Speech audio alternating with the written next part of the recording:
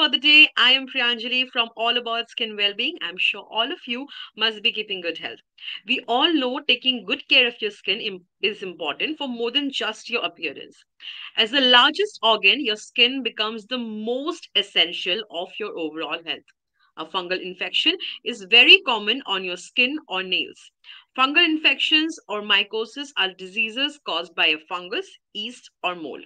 Mild fungal infection can look like a rash, can be itchy and annoying. So let's connect today with our skin expert, Dr. Geetu F. Alapat, live from Calicut, to enlighten us on the topic of fungal infection. Dr. Geetu is MBBS, MD, skin VD and leprosy dermatologist, cosmetologist, and has 7 years of experience overall, 5 years as a specialist in this field. She also has a keen interest in treating patients with cosmetic aesthetic concerns. Dr. Gitu is a highly organized and committed individual with a sincere devotion to the medical profession and the field of dermatology, diagnosing and treating skin, hair, and nail disorders. She has successfully completed her MD from the prestigious Father Muller Medical College and Hospital, Mangalore. She is a passionate dermatologist with a broad view in terms of holistic dermatological care, intending to care for patients' skin care needs for minor to major skin ailment.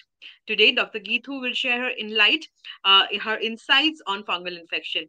So let's welcome with that on her on our today's live. Welcome, Thank you. Dr. Geethu. We are totally delighted to have you here with us. Let's start from what is fungal infection? So fungal infections are basically diseases caused by any fungus.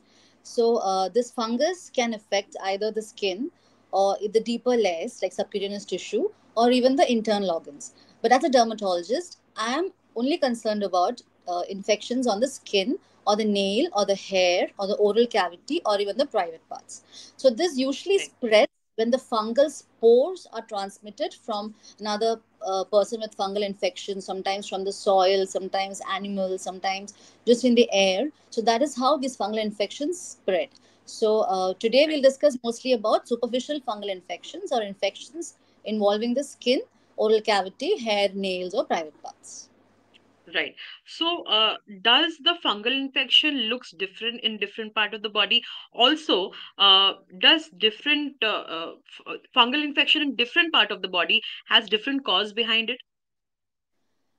Yeah, actually, the type of fungus, which like it's all under the broad category of fungus, but infection over the nail, infection over the private parts, infection over scalp, these all can look different. But generally, it's Right. like basically a rash. It'll start as Mm. a rash unless it's over the nails. Over the nails, the fungal infection can look like just thickened nails or just discoloration of the nails or Right. just the nail starts clipping, breaking off, sort of.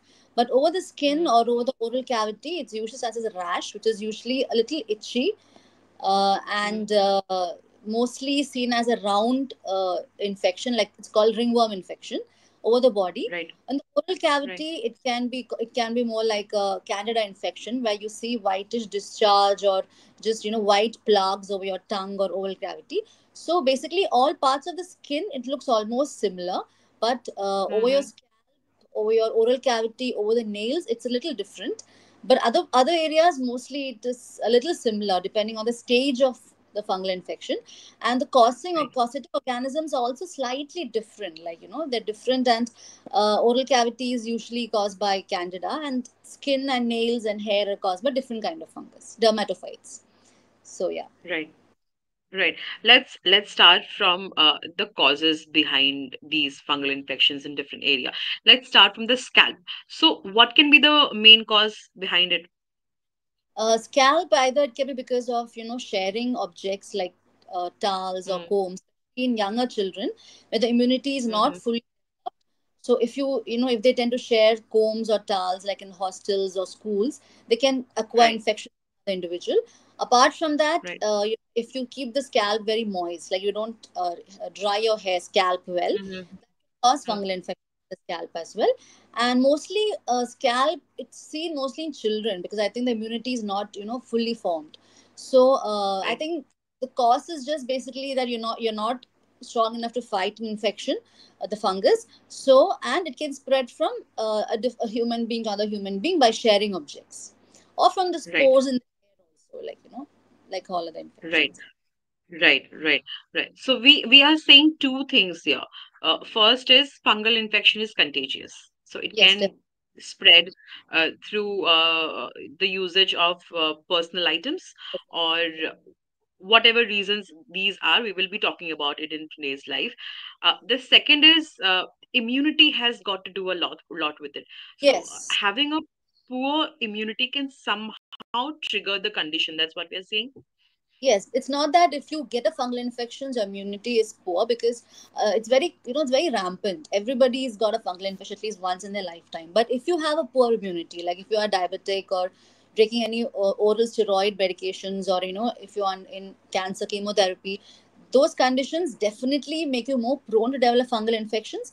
And even in the extremes of age, like if you're a young baby or an elderly person, your immunity is usually not very great against these fungus. So definitely it makes you more prone to developing. But we cannot say that if you have a fungal infection once in your life, it doesn't mean that immunity is poor. But Right, low immunity can definitely trigger fungal infections. right. Doctor, let's talk about nail fungal infection. What can be the main reason behind it? We know the kind of fungal infection which are formed on the nails are very stubborn. Also, it takes time to get cured. So, the reason behind it.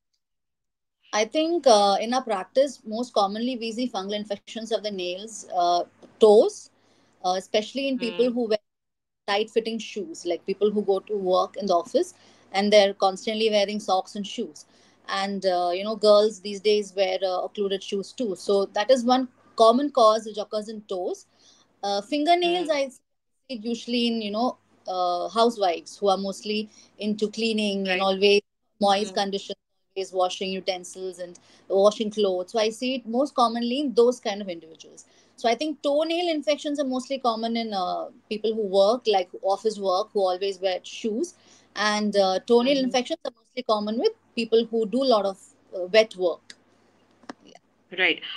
Also, are there any chances for people who stay in mud houses, normally in the rural areas, for them to acquire it quickly for the Yeah, toenails, as we are actually, talking about? some kind of fungus which is seen in the soil.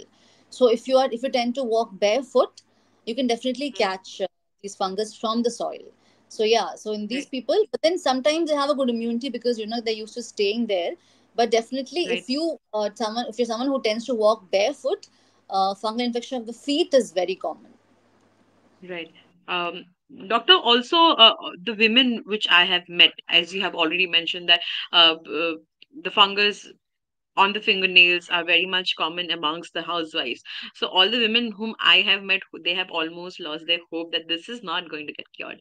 This is always going to be like this. This is not going to change. Anyway, the routine won't. It's not possible for them to take a day off, or Yeah.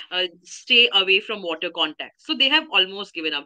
Uh, I think the answer which we will get from you will bring a sign of relief for all the people, all the ladies who are watching us right now. Please tell us, can it be cured completely? Yes, definitely. But fungal infections on the nail take a really long time to cure, at least 3 to 6 months.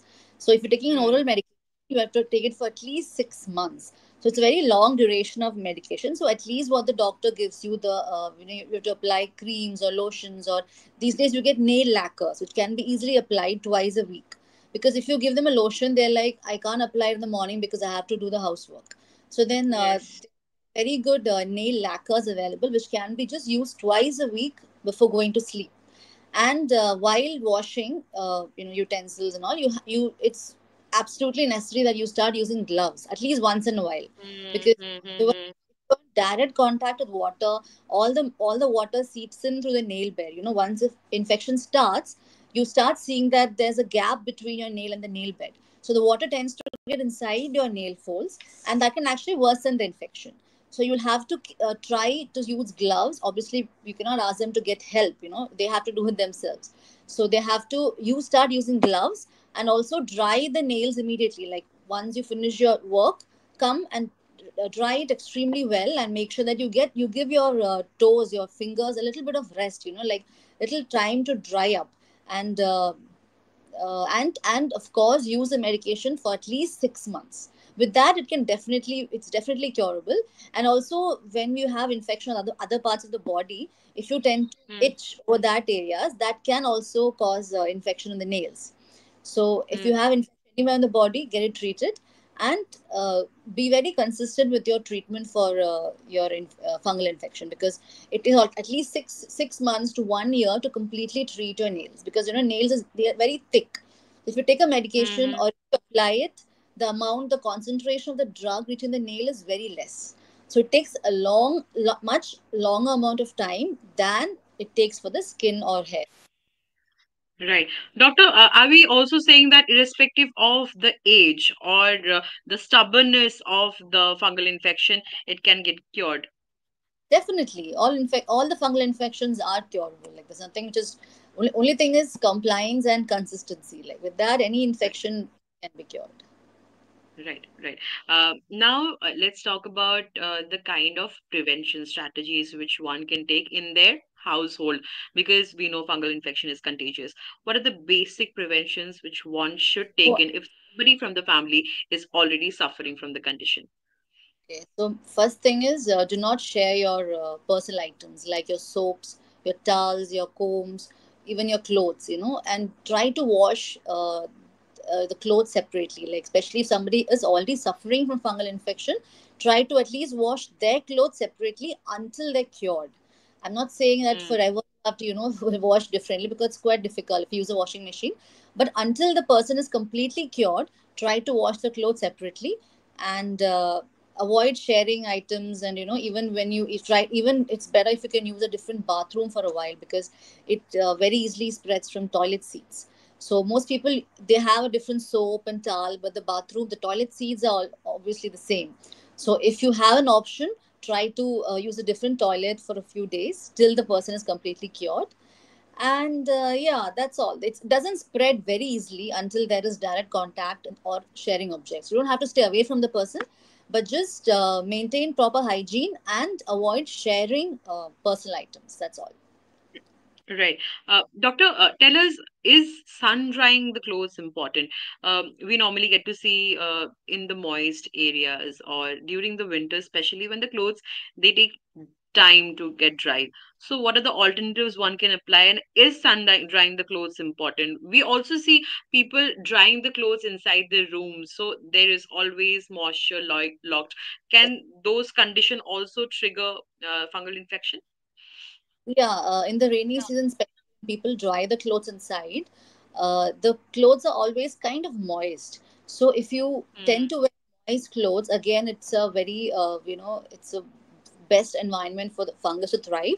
So sun drying clothes can also make the clothes dry and kind of get rid of all the fungus.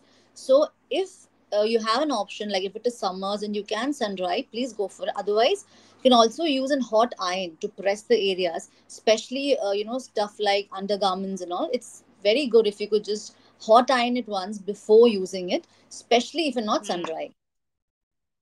Right, right. Doctor, let's know about the treatments which are currently available for fungal infection. What is the first line of treatment when somebody comes with Okay. the earliest Uh, symptoms? Yeah. So if the person just walks in with a single rash, like it's just a small rash over the body, I would prefer to just use some topical treatment like lotions or creams, or add on a soap or sometimes a powder.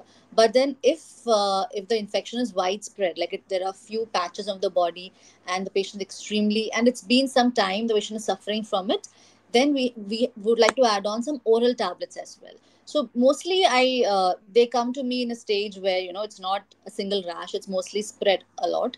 So usually a tablet, and something to apply over the area, and a soap, and yeah, and some medications for the itching. So that is what we Mm, usually go for. And you need to apply it or use the medications for at least 2 weeks. And once your infection is cured, you have to continue it for another 2 more weeks. So we cannot stop it once the symptoms. Most patients kind of, when the symptoms get better, they stop their medications. So you right, need to apply it at least for 2 to 3 weeks post right. your symptoms get relieved. So Right. that's So yeah. right, right. So we will talk about something which is very basic. What people does, as you have already mentioned, they have a tendency of stopping the medication, and we know about fungal infection. It has a tendency of occurring again. So once you get fungal infection, there are chances of you having it again. So what they do next time is they have the prescription, so they will go and get the medications by themselves. So can this process be harmful for the patients? That's what we would Actually, want to know. if a patient who gets a fungal infection takes my prescription and goes again and gets the same drug and uses it for 2 weeks, it's actually fine. But what happens Hmm. in our country is that when the patient goes with the prescription, the pharmacist says that, oh, this is not available, I'll give you something else. And the patient accepts whatever they give. So then what they Right. might be getting might not be an antifungal. It must be something containing an antifungal plus a mild steroid or something. So that can be. Mm-hmm. And also, if the patient goes on taking these medications for a long time, like say a month, doesn't get better, they again take another course, it can actually affect the liver or kidney or something. So then, I think if you want to apply the medication which I have given you once for a next rash that occurs after 6 months, for 2 weeks, it's fine. But it's not a good idea to keep using it for a long time because the rash might not even be a fungal infection. You might think it is, Right. but then it looks like that, but maybe it's a different kind of infection. So it won't really help you. But I think if it's a cream which I have prescribed, they can use it for like 2 weeks and see. And if it's not working out, come back to me. But oral medications, Right. I would tend to avoid because we don't know. Person's condition might change. Person might have another disease which is getting treated at the same time, or the patient might be pregnant or breastfeeding. So in these conditions, what I have prescribed earlier might be unsafe for the patient then. It's always better Right. to come to a doctor and get yourselves evaluated. But in case of Right. emergency, of course, it is okay to use it for a few days. Right. Well, for all the people who are watching us right now, that was for you because we do it and we have to agree to that, that we do with such kind of things. So please, please, we would always want to say that avoid such kind of conditions as much as you can. Make sure you are treating your condition completely before you leave your medications. And please be contact in with your expert wherever you are, whichever situation you are. They are just a call away from you, and they are always there for us, just always there for us. So why not use that for yourself? Doctor, because we are talking about medications here, tell us, earlier we were talking about the kind of oral medications which we give for the stubborn fungal infection. Can consuming such medications for a long time have any adverse effect on our health? Yes, I think like all the medications which we take, even a simple paracetamol, if a fever, if you keep on having paracetamol also, it can affect your liver. So likewise, oral medications like there's terbinafine, itraconazole, fluconazole, these all on a Mm, long term usage because the way they get mm-hmm, metabolized in the liver or in the mm, kidney, it can lead to liver failure or kidney failure if taken on a long term. For also if taken along with some other medications, also in mm, certain conditions, it can be harmful. So use it only till till when your doctor has prescribed it for. Do not keep on using it thinking that if you take it, it'll get better. So then it's always essential to stop when the doctor has written stop for 2 weeks. It's 2 weeks. Do not continue it beyond the mm. prescribed for you. Right. Yeah. Also, we know that the ozols are for fungal infection. I mean, everybody in our Indian household, fluconazole, these medications are so much common. We know what to do. We know what to take. Uh, but it is scary how these medications have stopped working nowadays. They have basically become immune, and people have no idea. They are just going on consuming such medications by themselves without any prescription, without any doctor's advice. So, firstly, doctor, why have this medication stopped working, and how actually harmful can these be if they are consumed for a long time? Yeah. So what happened was think a lot of people like how antibiotics, once you take antibiotic and then you don't finish the course of the medicine, and then you keep on taking it on and off, and then it actually stops working. So these days, Hmm. I think the most commonly used clotrimazole and all doesn't work anymore. Like, I don't think I Hmm. have tried that to anybody because it doesn't work. It's just like a placebo effect. So I Right. think it's there are reasons. One is because people have been using it without any. There is no need to use it. Some people just use antifungal soaps throughout, so antifungal powders throughout. So these things, when used for a long time, the fungi become resistant to it. So the fungus does not Hmm. respond to the medication. So that is one Right. reason. Because there's so much of, I think a big problem is that the Indian pharmacy, we kind of tend to uh, give every medications without any prescription. So that leads to a lot of resistance because we're using it continuously without any. We don't stop using the medications once we're supposed to stop it. Hmm. Other thing, using topical steroids. So most creams these days, like, they contain a combination of 3 or 4 medications, and the Hmm. steroid, like, there's clobetasone, all this mometasone. These things are something which reduces the inflammation. So all your symptoms are relieved very quickly, but then it Hmm. doesn't really act on the fungus. It makes the fungus even stronger. The fungus becomes resistant. The fungus becomes actually Right. strong. Most drugs stop working. So that is why Hmm. Hmm. taking fluconazole or clotrimazole these days don't work like the olden times. So the problem is that how much can we go on discovering new drugs, right? Soon we won't have Hmm. drugs to treat fungal infection, and it can even become Right. like can become an epidemic. So then we have to be very cautious with using any medication, be it, and even nowadays, you have a fever, you go have course of antibiotics. Do you need to use the antibiotic? That is what we should think. So unless essential, you should not take medications. You cannot. You have to go to a doctor, and only if absolutely essential, you have to use Hmm. antibiotics or antivirals or whatever it is. So I think it's dangerous because soon we'll be out of medicines to treat people. So Right. that is the danger of in using these medicines without any prescription, without any fixed results. So yeah. Right. Right.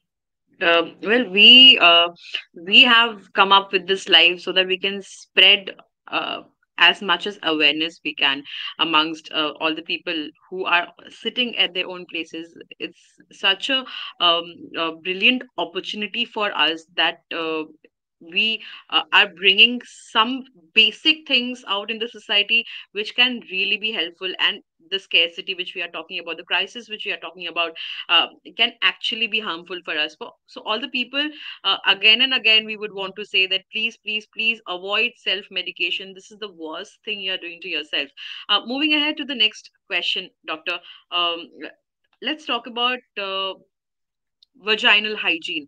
We know that fungal infection is very much common amongst the women, uh, because of lack of hygiene or because of regular use of personal toilets. People who are working outside on office areas, it's so much important for them to use the toilet. So what are the basic hygiene one should maintain? Also, there are a lot of products available in the market, the vaginal washes which are available in the market. Is it important, actually important, to use such product, because we have never heard of it before, but all of a sudden there is a hype in the market? What should one do in case of such scenario? Okay, so I think vagina is actually a self-cleaning organ. You don't have to actually, clean it a lot. It's self-cleaning. So what happens is with excessive cleaning, you kind of throw off the balance, and then there's Hmm. all this these yeast in the vagina is always there. There's always it's a commensal. It lives there. But when the other bacteria, the other organisms are actually killed off, these yeasts start growing. So most Hmm. commonly antibiotic usage. Taking antibiotic will kill off the good bacteria and the bad bacteria. So with that, there can be yeast overgrowth. Also, during your normal menstrual cycle, the hormones keep fluctuating. Even those can kind of favor the growth of yeast. So this is why it is very common in women, using pads, using personal hygiene products. But you don't need to use anything special to wash down there. A good mild cleanser, good soap, a mild soap would be good enough. You don't need to use any of those hi-fi cleansing stuff there. Good soap and water, that's just what's needed. And in fact, I Right. think using all those can make you prone to develop yeast infections. Right, right. Also, another problem which normally occurs is whenever we are facing any fungal infection in the vaginal area, we do not know whom to visit. So, whom should one visit? A gynecologist or a dermatologist? I think if it is extremely deep, like, it's something which is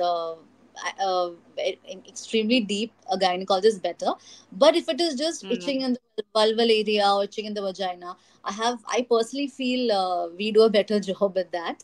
But then right. if it's extremely deep and you take a look inside, obviously a gynecologist is better.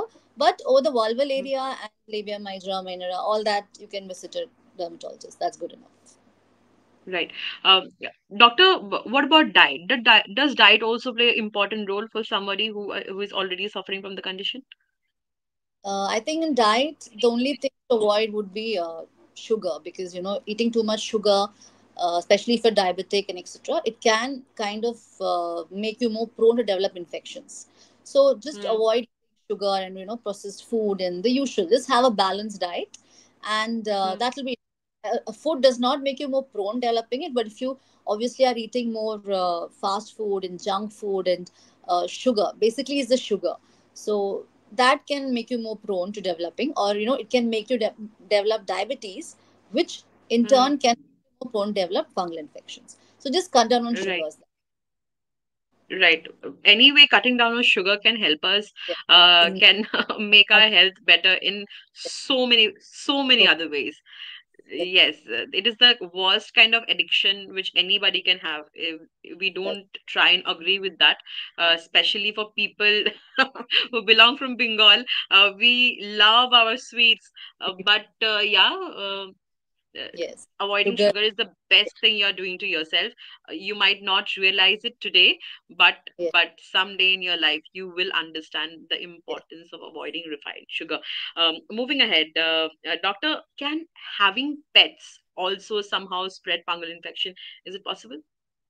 Yes, definitely. There are some kind of fungus which lives in animals like cats, dogs, mice. So if you see that your pet is having a sort of ring-shaped reddish rash, or it seems to be more itchy, Mm, you need to get your pets treated, because especially in as at extremes of age, like in kids and adults, it's very common. So here the fungal infection looks more like it'll mostly be spread. You'll have few patches all over your arms or wherever, mostly it's on the hands, because that's where you come in contact with the animals more. So it is very very common, especially if you have a pet and the pet it's suffering from a fungal infection. You need to definitely mm, treat the pet and yourself too. So it is pretty right. common to get it from your pets. Yeah. Right. What about skincare? There is a huge market of skincare nowadays. People, we love our skincare because we get to see the change after using it on our skin. Uh, so, doctor, what kind of skincare should one include in their regular regime if somebody is suffering from the from the condition? Also, are these retinoids, if you say, or niacinamides, which we get in the market, can it be safe to use such products on the skin? I think if you have a fungal infection on your face, you can avoid Mm, using retinols and all, because it will irritate your face. Otherwise, if you have an infection over other parts of the body, you can definitely continue all the skincare you use for the face, unless it's affecting your face. If it's over the mm, face, you need to kind of give it a rest, because this can be sort of irritating some of these anti-aging stuff. But definitely you definitely can continue your sunscreens and moisturizers. At the right, rest, everything probably, if it's on the face, you can stop. But moisturizer and sunscreen, there's absolutely no contraindication.